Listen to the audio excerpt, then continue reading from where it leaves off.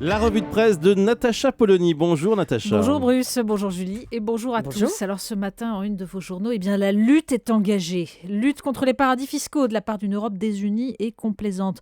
Le Figaro, l'Europe s'attaque à ses paradis fiscaux. Libération, qui a planqué les milliards ?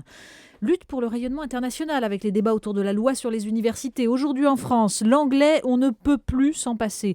Lutte enfin pour conserver le moral. L'Express, l'anxiété, comment s'en sortir ? Pour l'instant, ça n'est pas gagné.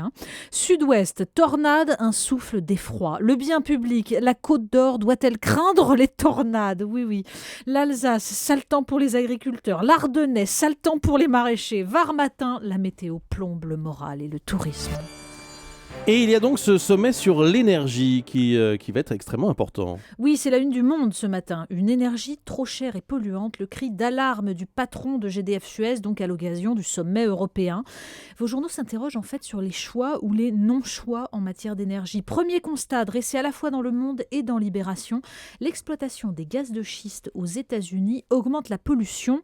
En Europe, oui, l'usage massif du gaz aux États-Unis fait baisser les coûts du charbon, qui est donc importé par l'Europe pour alimenter ses propres centrales électriques. Alors dans Les Échos, l'économiste Nicolas Bouzou signe une tribune intitulée « Quand s'occupera-t-on de la vraie crise ?» Il dénonce l'obsession par exemple pour le coronavirus, 21 morts dans le monde, alors que personne ne s'émeut du fait que la concentration de CO2 au-dessus de l'océan Pacifique atteint un sommet depuis 3 millions d'années. Il plaide pour l'innovation écologique, la recherche sur le stockage de l'énergie, pour le développement du recyclage. Le gouvernement, sur ces sujets, écrit-il, est quasiment muet, à tel point qu'on se demande à quoi sert de s'allier avec des écologistes. Bien sûr, Nicolas Bouzou évoque une réorientation qui, dit-il, éviterait la punition de la décroissance. Mais pour ceux justement qui veulent comprendre ce mot au-delà des clichés, il faut lire cette semaine Pèlerin Magazine. En une, Pierre Rabhi chantre de l'agroécologie, c'est-à-dire justement d'une logique de mesure, de recyclage et surtout d'une logique d'équilibre, le meilleur anxiolytique. Caroline Roux nous en parlait tout à l'heure dans son édito politique. Il y a une nouvelle fracture à l'UMP. Non mais c'est magnifique. Alors la guerre est de nouveau déclarée, c'est à feu et à sang. Il y a la fracture entre NKM et Guillaume Pelletier, mais au-delà, il y a celle qui pourrait faire imploser tout l'UMP. Libération consacre une enquête à Gamache et à cette liste donc commune, droite Front National, qui veut, d'après les militants du coin, faire battre les socialo-communistes. Mais alors, surtout sur la primaire parisienne, on peut lire ce matin l'article du Monde sur les statistiques de connexion au site internet de la primaire. C'est très drôle, où l'on découvre que la semaine d'ouverture du site, 50% des connexions venaient de sites hostiles au mariage gay. Ce qui explique évidemment la fébrilité de NKM.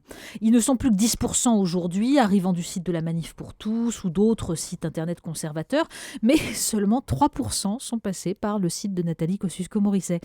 Alors l'Express revient d'ailleurs dans une enquête sur cette génération anti qui est née avec le mouvement contre le mariage gay et qui dépasse largement les partis politiques.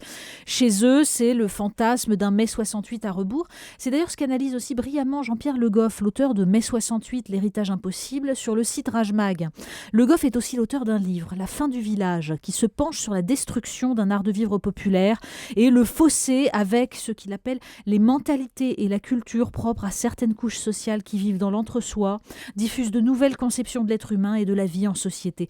En fait, c'est là qu'il faut chercher la source du malaise français et que les soubresauts politiciens, notamment de l'UMP, sont bien incapables de traduire. La violence à l'école aussi dans la presse, mais alors à la petite école. Ah oui, c'est très impressionnant. C'est dans Le Monde, un petit article sur des parents qui ont porté plainte pour harcèlement contre une gamine qui terroriserait leur fille.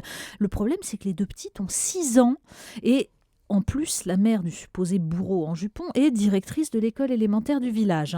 Donc les parents dénoncent le corporatisme de l'administration. Et là, on s'interroge. Est-ce que c'est un exemple de judiciarisation de la société de la part de parents poules qui sont prompts à dramatiser ? Ou bien est-ce que c'est une nouvelle preuve d'une baisse du seuil de tolérance de la violence entre des individus de plus en plus jeunes ? Le clin d'œil du jour. Alors le site du Huffington Post nous apprend que pour lutter contre le gâchis, notamment le gâchis de nourriture, il y aura bientôt une solution, rassurez-vous, l'imprimante 3D à nourriture. Donc il y a des cartouches de poudre et d'huile contenant des nutriments nécessaires et ça s'imprime en couches. Pour l'instant, la machine n'a pu imprimer que du chocolat, mais vous imaginez déjà votre pizza, vos lasagnes, ça fait miam. rêver, oui.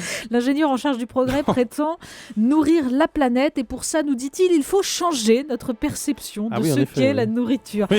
Alors, moi, je demande, qu'est-ce qui s'apparente à une punition sinistre? La décroissance ou la pizza imprimée? Merci Natacha Polony.